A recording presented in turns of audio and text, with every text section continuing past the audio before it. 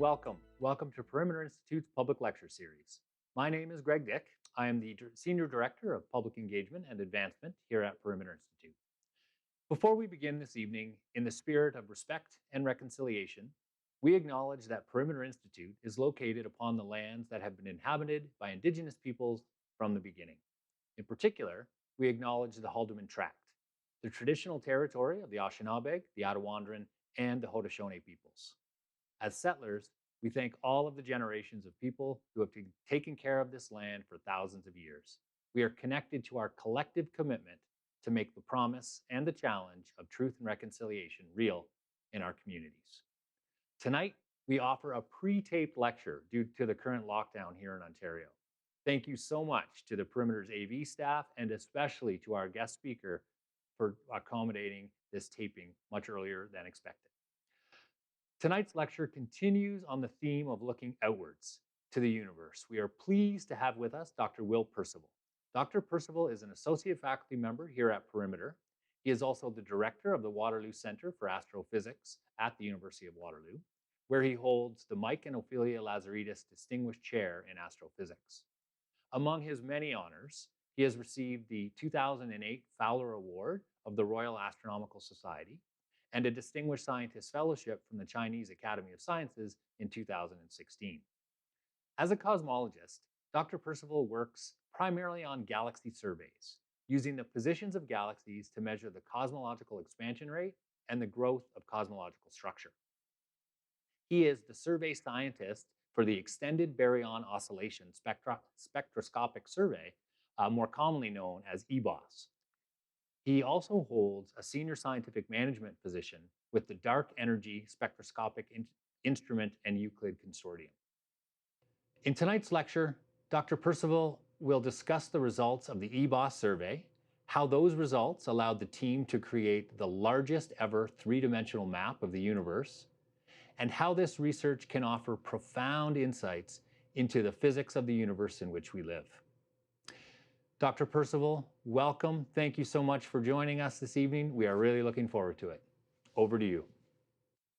Thank you. I hope you all enjoy the talk. So thank you very much for joining me tonight. So I'm going to tell you about some of the work I've been doing over the past 5 years now, mapping the universe with eBOSS. So eBOSS is a galaxy redshift survey. That is, we measure the positions in 3 dimensions of galaxies in the universe, and we use that in order to understand the universe. I'm a cosmologist, an observational cosmologist, so what I really enjoy is understanding the universe as a whole.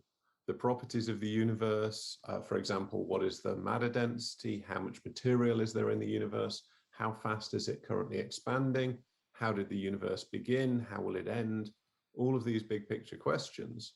And it's really getting the answers to these questions that I like doing with a galaxy survey.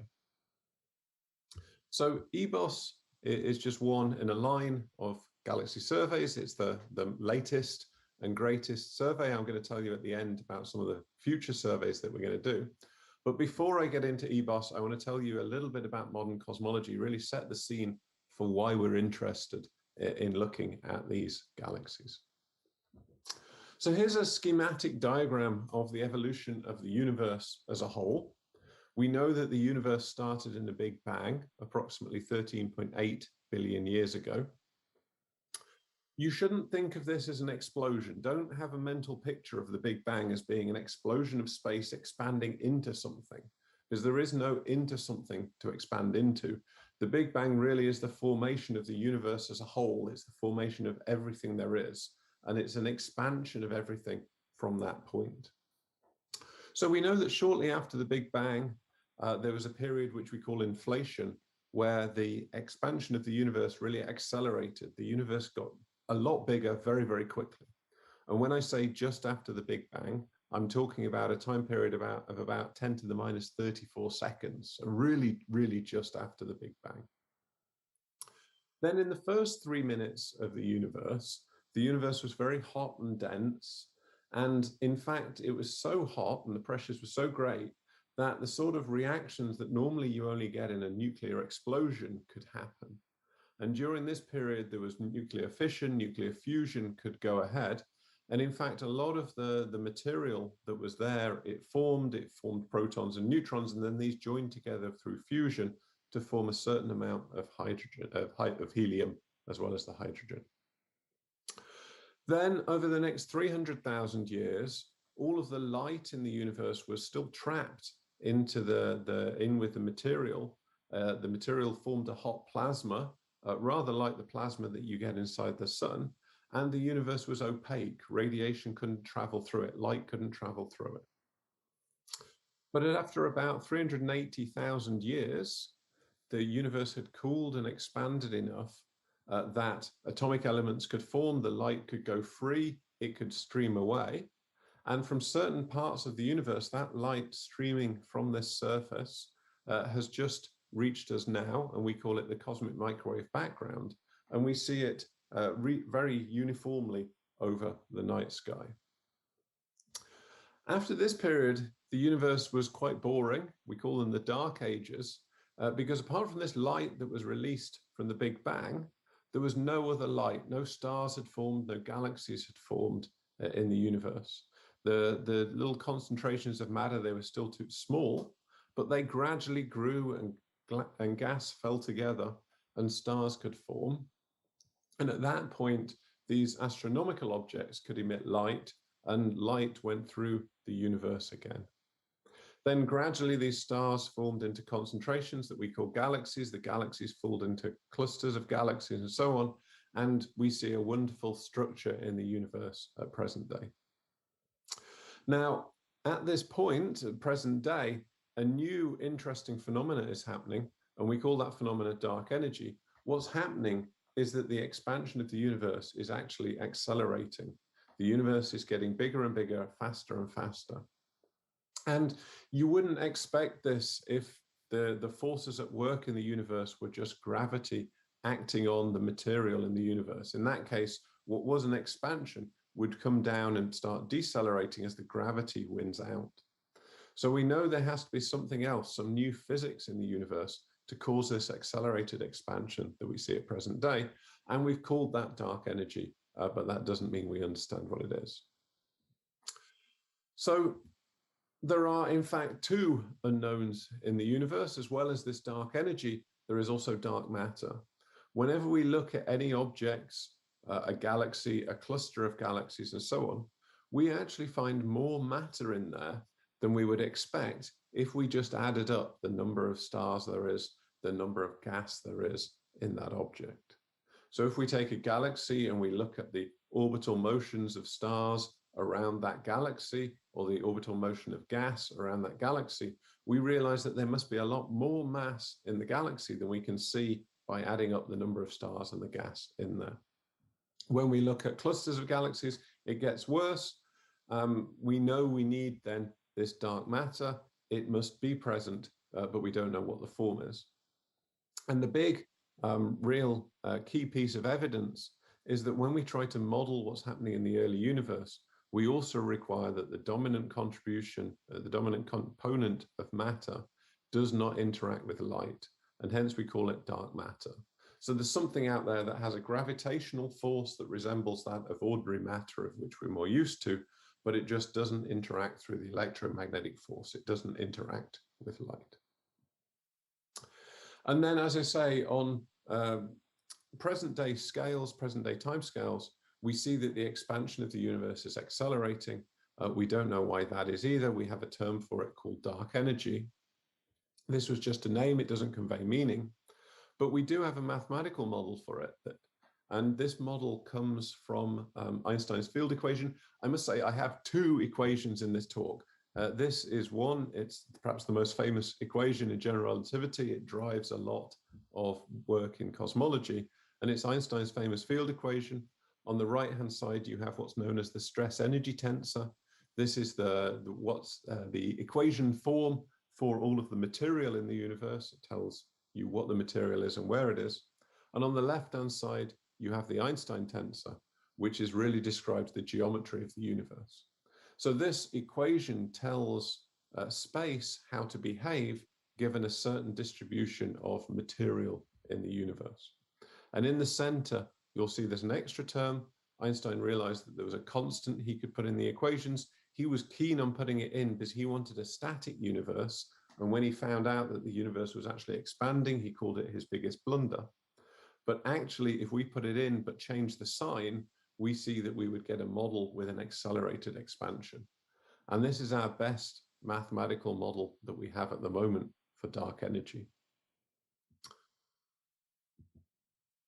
So together with dark matter and dark energy, we have a standard model for cosmology. This is the second and last equation in my talk. This is the Friedmann equation. It's basically a derived equation from Einstein's field equations.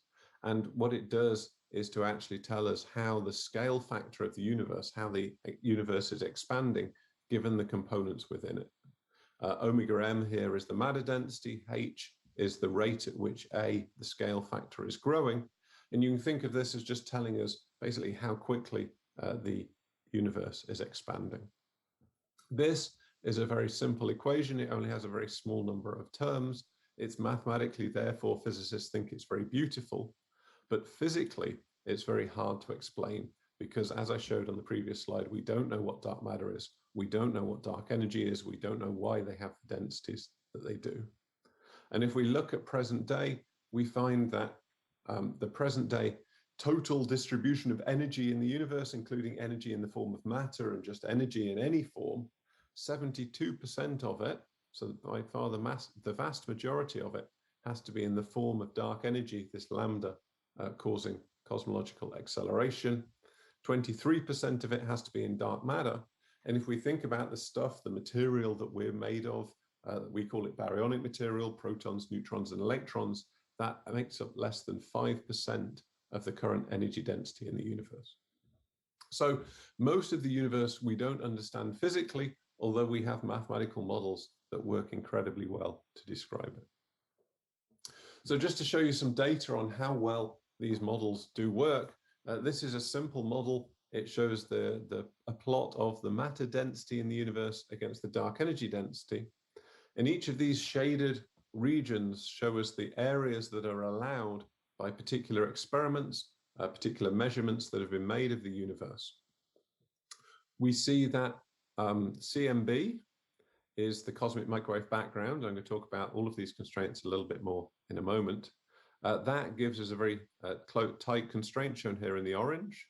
Baryon acoustic oscillations, which is one of the main measurements for the eBOSS survey, that is shown in the green. And then in blue, we have measurements from supernova.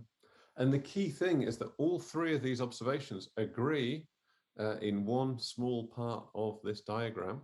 And that's what we think our universe, that's what we think the parameters of our universe are.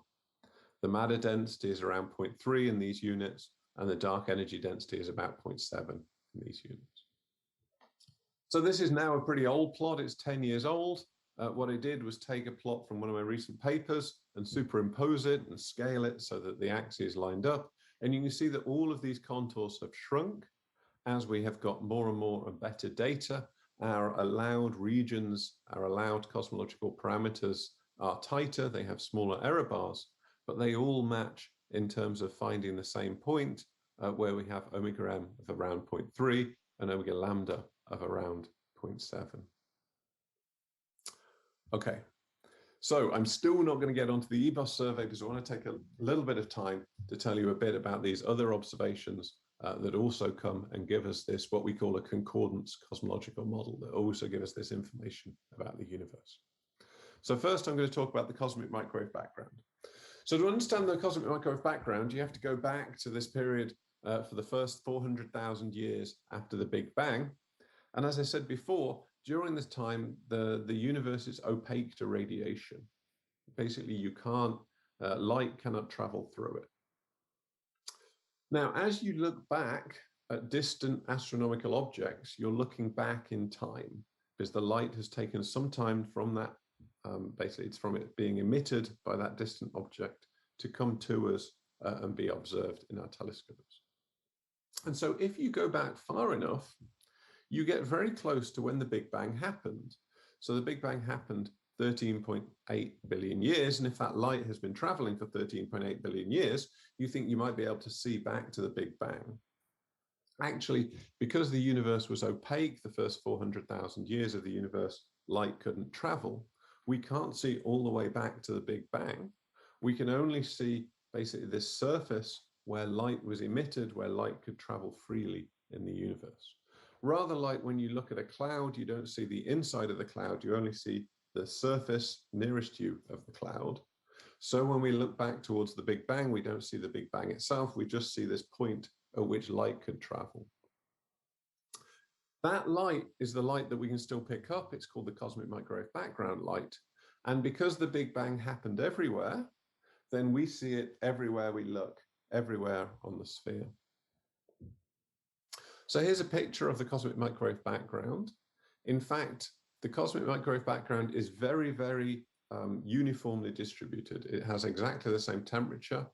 For those that know, it's called the spectrum of light is called a black body spectrum. It has exactly the same temperature everywhere we look, with only very, very small fluctuations. So these are fluctuations in the cosmic microwave background. This map is what's called an 8-off projection. If you think about looking at an atlas of the world, quite often they'll have projected the surface of the world into one of these ellipses. This is exactly the same thing, but the ellipse is now an ellipse of every direction looking out on the sphere. And what this ellipse shows is the temperature fluctuations at 1 part in 100,000 of the cosmic microwave background. So rather than just looking at a map, which to your eye would just be a flat single color, I've taken out, or scientists have taken out, that 100,000 times larger uniform distribution. They've also taken out a dipole distribution, and you're left here with the cosmological fluctuations in temperature. And these indicate different patches of that early universe had slightly different densities, and their distribution and their pattern tell us a lot about the physics that was going on in the early universe. Making these maps is a whole different talk. There's been a sequence of different observations leading to these exquisite, very beautiful maps with different satellite missions. You're best to go outside the Earth's atmosphere in order to avoid water absorption features and problems with that. But there's been this sequence of observations from the basically over the last 20, 30, 40 years to get to where we are now in terms of these pictures. And they match the distribution of these perturbations in these maps matches incredibly well this simple model. This is a plot of the data, the best data that we have now coming from the Planck satellite against the model. You can see a lot of features in the data. They do have error bars. They are showing a lot of physics that was going on in the early universe, and the model fits them incredibly well. And if you parameterize the model and you allow various things, including the matter density, to vary, then you can measure those parameters to very high precision. This gives us incredible information, as I showed before, on the modern cosmology. It doesn't tell us everything because it's a very distant observation. It doesn't tell us a great deal about what's happening closer to the present day. So for that, we need different observations. And before I talk about eBOSS, I'll just quickly review supernova. Using supernova was one of the ways in which dark energy was discovered. The idea is that when some stars, binary stars, reach the end of their natural lifetime, a certain sequence of events happen.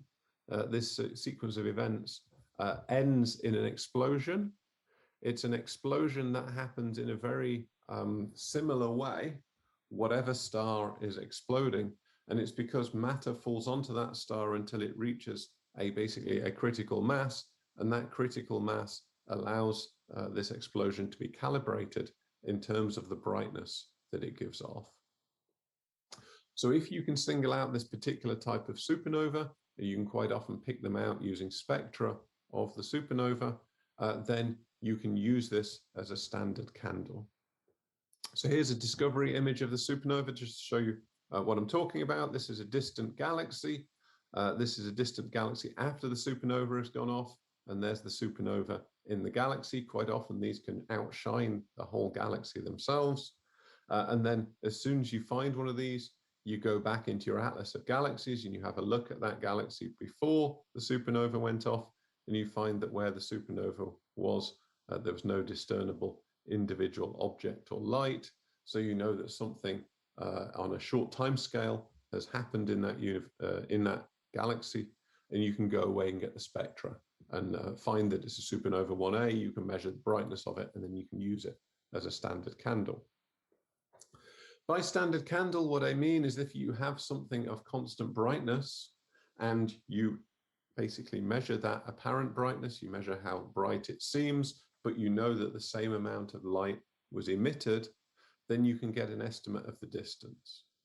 Rather like if you see a car's headlights in the distance, if those lights are dim, you know that the car is far away. If the light is very bright, you know that the car is very near. It's the same thing with these supernova.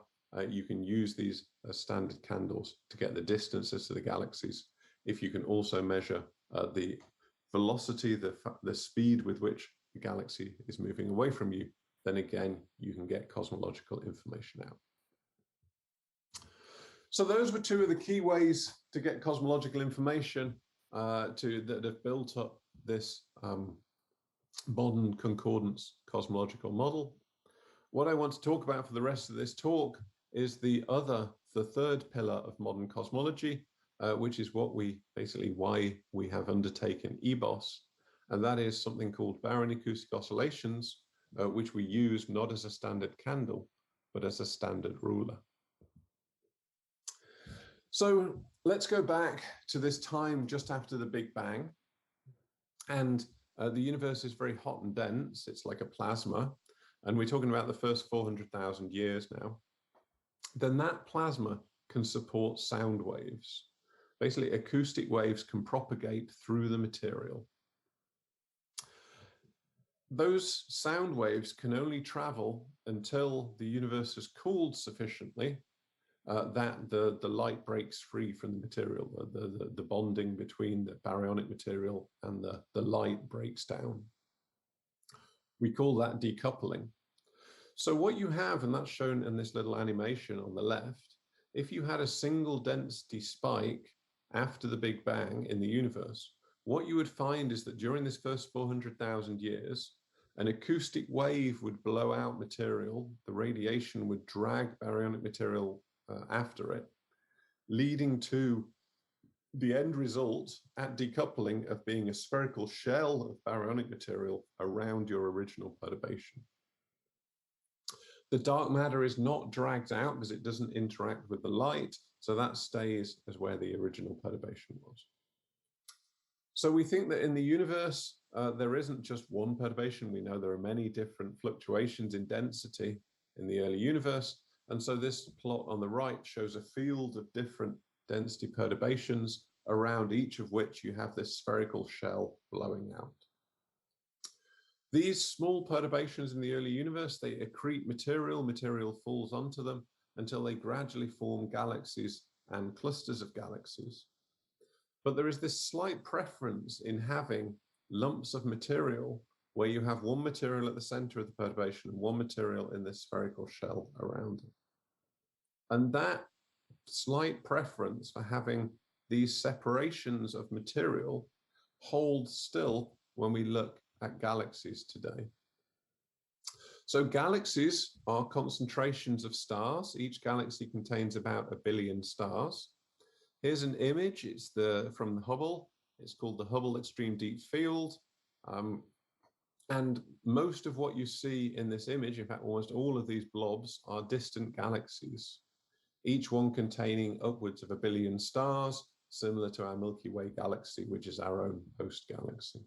Or at least they will be similar to our own host galaxy after they've evolved from the time in which we've seen them to present day. So these galaxies are not distributed randomly in the universe. They cluster in patterns. And in particular, this baryon acoustic oscillation feature, these acoustic waves in the early universe, means that there is a preferential separation of these galaxies. It's about 500 million light years, but there are more pairs of galaxies separated by 500 million light years than there are by 450 million light years or 550 million light years. So it's by measuring this preferred separation that we can actually have a standard ruler with which to understand and get constraints on the universe. So this is an extreme example. We can't see this feature as clearly as this. We see it statistically, but this shows that what you're really seeing is basically this preference for pairs of galaxies at this separation. So I've got a series of explanatory diagrams now. These are taken from the May issue of Scientific American. I'm not actually sure if it's available to be bought in the shops at the moment, but there's an article in it that I co-wrote on eBOSS and on these techniques. And this is rather a nice sequence of diagrams that I helped put together, basically showing this baryon acoustic oscillation feature. So you start with this pattern in space, and the idea is that we want to use this pattern as a standard ruler. Basically now, rather than as we had with the supernova, having a standard candle where we can measure the brightness and then see how far away the supernova was, now we have a standard ruler. We have a feature in the universe that we know what its size is, and if we look at it at different times, then it will subject a different angle to us, and we can see basically how far away it is. To take my analogy with a car, probably slightly too far. Now, rather than seeing the brightness of the headlights, you're basically seeing how big the car looks in order to estimate how far away it is. So we don't just need this feature, we also need the redshifts of the galaxies. The redshifts of the galaxies, this means basically the recession velocity of the galaxies.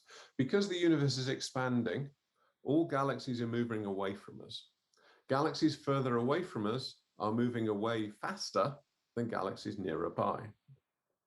And this velocity, we call it recession velocity away from us, changes the spectrum of light that we observe from the galaxy. And this is similar to the Doppler shift, similar to the change in sound of an ambulance coming towards you rather than going away. Now we see it with light for these galaxies, and we see a shift in some of the light from these galaxies depending on how fast the galaxies are moving away from us. We call this a redshift because galaxies are moving away, features in the spectrum are moved towards the red end. And it's actually only through the combination of the distance measures from the baryon acoustic oscillations together with these redshifts of the galaxies that we can set our cosmological constraints. Basically, we compare our expected distance to the galaxies to the expected redshifts of the galaxies. And it's that combination that depends on the cosmology. So a lot of the effort in using the baryon acoustic oscillation technique is built around actually measuring the spectra of galaxies. And so the eBOSS survey is one of the surveys that have been designed in order to look at a certain distribution of galaxies and measure redshifts, measure spectrum for as many of those galaxies as we can. Okay, so let's move on. Let's have a look at eBOSS in particular. So to start with eBOSS, we use the Sloan telescope. It's a telescope out in New Mexico. And originally this telescope was fitted with a standard optical camera. It's a multi-wavelength camera shown here on the top left. And this camera was used to take digital images of the night sky. These are those images. We want extragalactic observations, which means we want observations of galaxies other than the Milky Way. Our own Milky Way galaxy acts to sort of like stop us seeing very clearly through our galaxy. And this means that there's a band in the night sky that we can't see very clearly through. And that's basically here. But in the directions away from the plane of the Milky Way, we can make our observations. And so we observe the North Galactic Cap and the South Galactic Cap. These multicolor images, most of the light you see is from distant galaxies. Again, you can easily see that they cluster. There are filaments of galaxies, walls of galaxies, and voids where there are no galaxies. Now, these images are two-dimensional projected images. They're basically what you get if you just look at all the galaxies along the line of sight and you add up all of that light, and that's what falls on your camera. What we really want is to be able to turn this into a three-dimensional map. And for that, we need the spectra to get the redshifts for the galaxies. And then we have the three-dimensional information using the recession velocities. So the Sloan telescope is designed, as well as taking the imaging data, to also get the spectroscopic data. Here's an image of the Sloan telescope. It's a 2.5 meter diameter primary mirror telescope located at Apache Point Observatory in New Mexico. In terms of modern astronomical professional telescopes, it's quite small. It's only 2.5 meters. Telescopes these days go up to 10 meters, and they're currently building telescopes up to 30 and 40 meters in diameter primary mirrors. The key thing about the Sloan telescope that makes it really unique and really useful, it was unique up until a few weeks ago, but really useful, is the multi-object spectrograph on the back end. So here's a schematic picture of how the spectrograph works. The light here comes in from the top. It falls on a focal plane. At that focal plane, we have an aluminium plate. It is about 1 meter across. Into that plate are drilled 1,000 holes, and each one of these holes locates the end of a fiber optic cable. That fiber then feeds the light that falls onto that hole through to the spectrographs. Now there are 1,000 holes, 1,000 fibers, 500 go to each of 2 spectrographs, and there the light is split and it's picked up by cameras, decomposed into the spectra. So here it is. Here are the spectrographs on the telescope. The telescope is now pointed horizontally away from us. So this is the bottom of the telescope, if you like. The focal plane is here in the center, shown by this black patch. And this is where you would locate the cartridge that would then feed the light to these 2 spectrographs shown in light green. So during the day, when we're not observing, somebody sits on a stool and plugs 1,000 fibers into 1,000 holes into 8 of these different cartridges ready for the night's observing. It's not that bad because you don't have to start with fiber number 1 and plug it into hole number 1. You can plug the fibers into any hole, provided you plug all of the holes that are available. So you can start at the back and move slowly forwards, just gradually plugging away.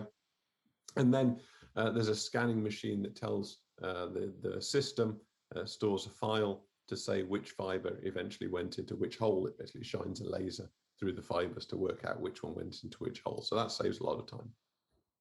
But during a day, somebody sits on a stool and plugs 8 of these cartridges ready for a night's observing. The holes in the plates are drilled by a CNC, a computer-controlled drilling machine, based on the imaging maps and the known locations of distant galaxies when the telescope is pointed at a particular patch of the sky. So the nighttime operations, you have 8 cartridges stored here in this rack. You have a trolley.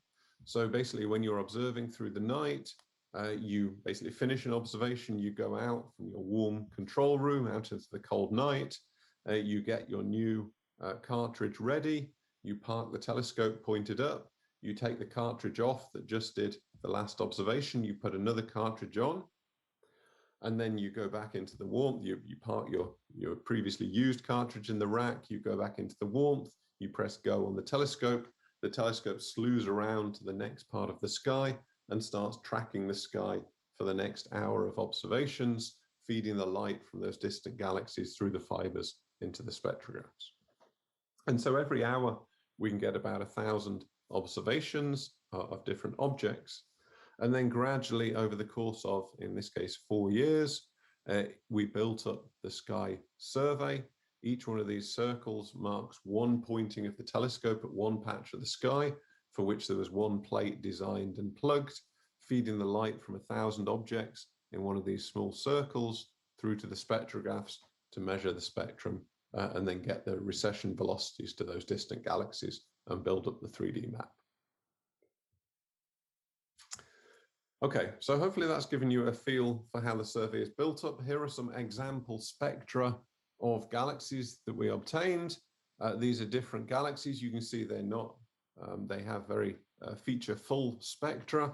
There are many emission lines, there are absorption lines, and we know what chemical transitions are going on in stars, many stars, to give us these features. We know what their rest frame wavelengths should be. So looking at the wavelengths that we observe, we can compare them to the rest frame. We can work out how much the light has been shifted, redshifted, and then we can measure the recession velocities and estimate the distances to these galaxies. And this is the resulting map. Each one of these different bands of different colors gives you a different galaxy population that we targeted for follow-up spectroscopy. This area outside here, there are galaxies here, they're just too faint for us to pick them up with this telescope. This sphere that you see is the edge of the observable universe. This is the last scattering surface from which the cosmic microwave background is emitted. And it doesn't mark the extent of the universe, it just marks the extent of the observable universe. This is the patch that we happen to be in the center of, that we can observe because there was a finite time from the Big Bang, and that means there was a finite volume that we can see. And I will talk a little bit more about these inset figures later on. Now, just to give you a three-dimensional feel for these maps, one of my colleagues in Switzerland produced this visualization of these different maps. Two of them were there before eBOSS, and then these are the eBOSS maps coming in now. And this is it in 3 dimensions, showing you that really what you are seeing now is a 3-dimensional map. It's showing the extent of the galaxy surveys, how much of the universe we can map within that observable horizon, that observable sphere that we can see. Now, the pattern that you can see, these different wedges, they are the 3D projection of those patches that I showed before on the sky. This is just where we pointed the telescope. In fact, this distribution of galaxies carries on in all directions, not in exactly the same way, but with a similar pattern. It just happens that we observe this big patch in the north and this smaller patch in the south. Galaxies that are nearby are easier to see. They tend to be brighter. We can get the light more easily. Galaxies further out are harder to get, obviously. And in fact, if we go far enough out, we have to pick particularly bright galaxies. We have to choose galaxies that have incredibly strong emission in order to be able to get their redshifts and measure their positions. Okay, so it's a wonderful map, but what I'm interested in is the statistics of the map, not the map itself. And so what we do is actually measure the Baryon acoustic oscillation feature in these maps. So we actually measure the size, the projected size of our standard ruler. We do that in a very simple way. What we do is we simply count pairs of galaxies, and we count pairs of galaxies that are separated by a particular separation. Remember that this Baryon acoustic oscillation feature that I talked about before said that we expect to have more pairs of galaxies separated by 500 million light years than are separated by 450 million light years or 550 million light years. So all we need to do is to find pairs of galaxies that have these different separations, and we can use that to locate the BAO peak. And in fact, here's a plot of us just doing this. This is for one of the galaxy samples that we observed for eBOSS. The y-axis in this plot is just a number of pairs, and the x-axis is just a separation. And this plot shows you that there are more pairs here at a separation of around 500 million light years than there are of separations of smaller or larger extent. And so by seeing what the angle is that's projected by these excess number of pairs, we can actually measure a distance to these galaxies, which coupled with a redshift gives us our cosmological information. So we haven't just done this with one sample. The eBOSS survey was designed to measure many different galaxy samples. We measured 2 million galaxies in total, but that was split into different galaxies that were samples at different distances. And from all of them, we were able to pick up the Baryon acoustic oscillation feature and show that the basic expansion of the universe over this time period matched very well this standard model that we had previously. Okay, so that was great. The future, as they say, is even brighter because of some experiments that are happening right now or are planned in the next few years that are going to go beyond the legacy of eBOSS. So I'm going to take the last 10 minutes now to describe some of those projects. The first, which is really exciting, is the Dark Energy Spectroscopic Instrument. It's exciting because last night, sorry, I'm recording this on Tuesday, I should say 2 nights ago, on Monday night was the first observations of the survey as a whole. We started what's called the 1% survey. As its name suggests, it's 1% of the final survey. So DESI is a new experiment. It is a factor of 20 times faster than eBOSS was in terms of gathering data. It is on a telescope that is a 4-meter diameter primary mirror rather than a 2.5-meter primary mirror, and consequently you get a factor of 4 more light coming from the telescope. The instrument has a factor of 5 more fibers, 5,000 fibers rather than 1,000 fibers, and so you can see, hopefully you can all multiply 4 by 5 and figure out that it's 20 times faster than eBOSS was. So in 4 years in eBOSS, we measured 2 million galaxies. Therefore, in 4 years with DESI, we should expect to get about 40 million galaxies. And that means we can push out to higher redshifts. That means we can push out with a more denser sampling of galaxies, and we can really improve the information we get out from the survey. Here's a picture of the Male telescope. Just for reference, this is 18 stories high. It's the same height as an 18-story office building. So bear that in mind when you're looking and getting the perspective of this telescope.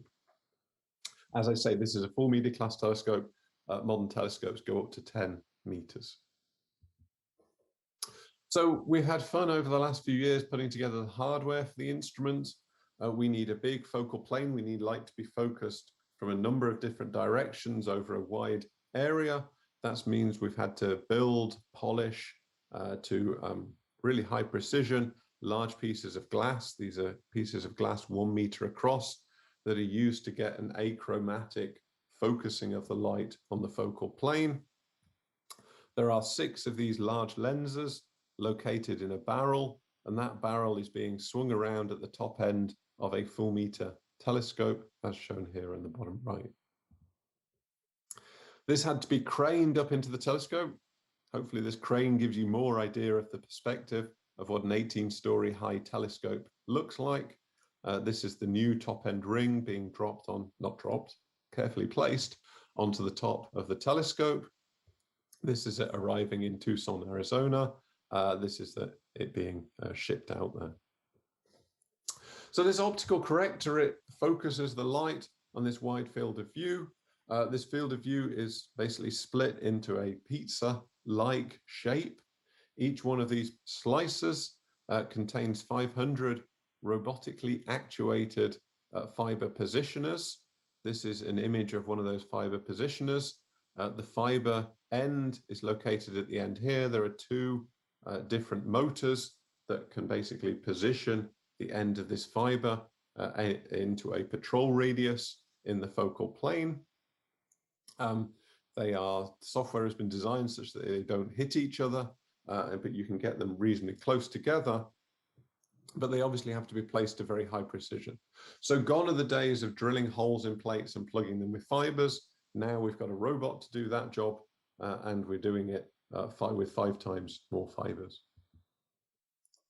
This is a photo of the actual focal plane that basically sits in the middle of this barrel. The big lenses are down here. They focus the light onto this focal plane. And then this is the back end electronics. The big cables coming out are the fiber optic cables. These are 40-meter long fiber optic cables feeding the light down into a cold room at the bottom of the telescope, where the spectrographs are located on 2 benches.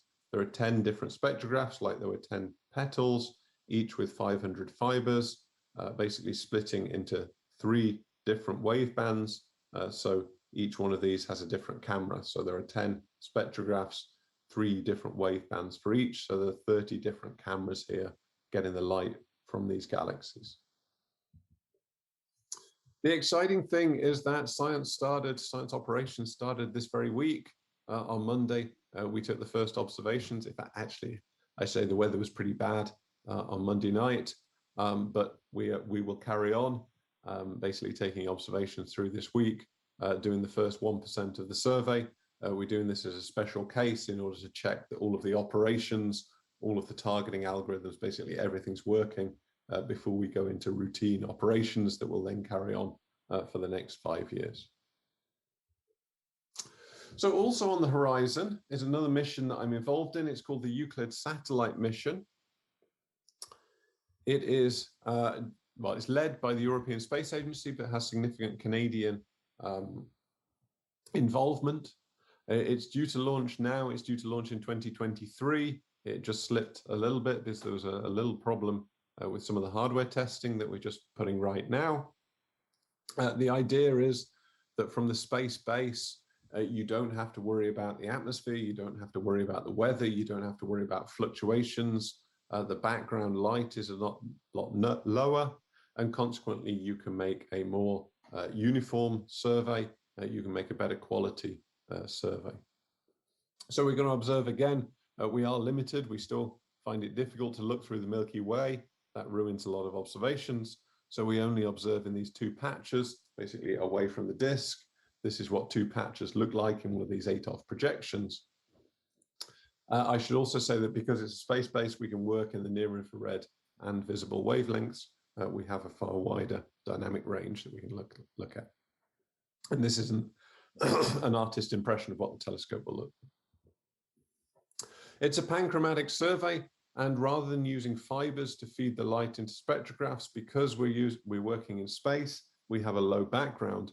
What we can do is we can put a grism, rather like a prism, slightly different engineering, in the optical path, and we can disperse all of the incident light.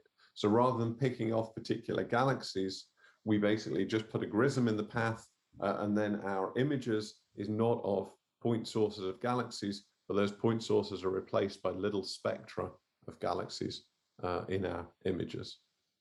And that's what's shown here. Each one of these stripes is a spectra corresponding to an image whose light fell on that particular pointing. So this is just a simulation, I should say. Obviously, we haven't launched yet. We are in the final stages of construction. This is the thermal and vibration testing mock-up of the telescope.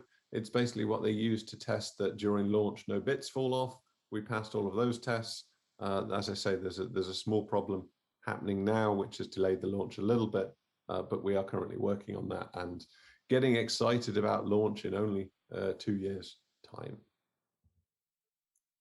So the final future project that I want to talk about is actually one that's being led here in Canada. It's the Mauna Kea Spectroscopic Explorer. It's proposed as a replacement for a telescope that currently exists, the Canada-France-Hawaii telescope. And the idea here is to take the next step beyond projects like DESI and propose an instrument now with an 11-meter diameter primary mirror. So not a 4-meter diameter primary mirror, but now 11 meters. This particular proposal doesn't have an increase in the number of fibers, but it has a huge increase in the collecting area from this increase in the mirror size.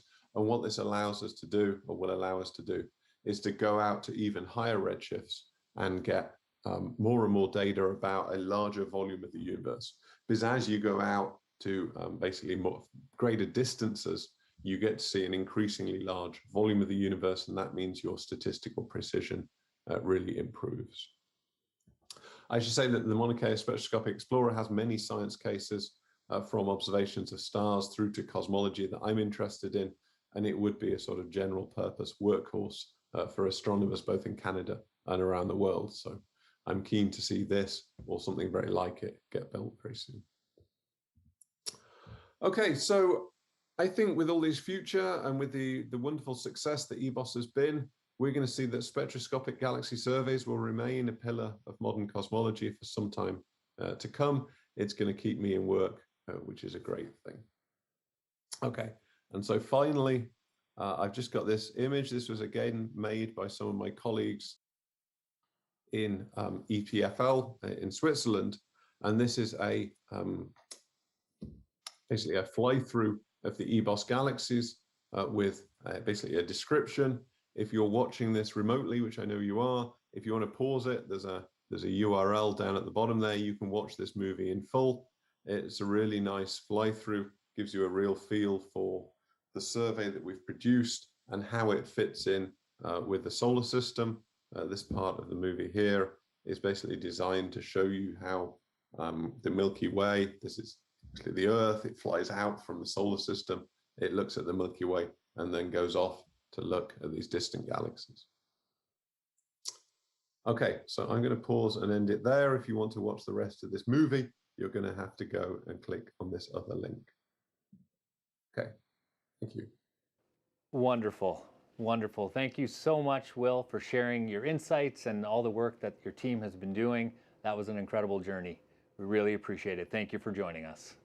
Not a problem. Thank you very much. I enjoyed doing it. All right. Well, that concludes our lecture for this evening. Please join us May 7th for our next public lecture. Details will be available on our website, perimeter.ca, as the date draws closer. Thank you so much for joining us, and have a great night. Take care.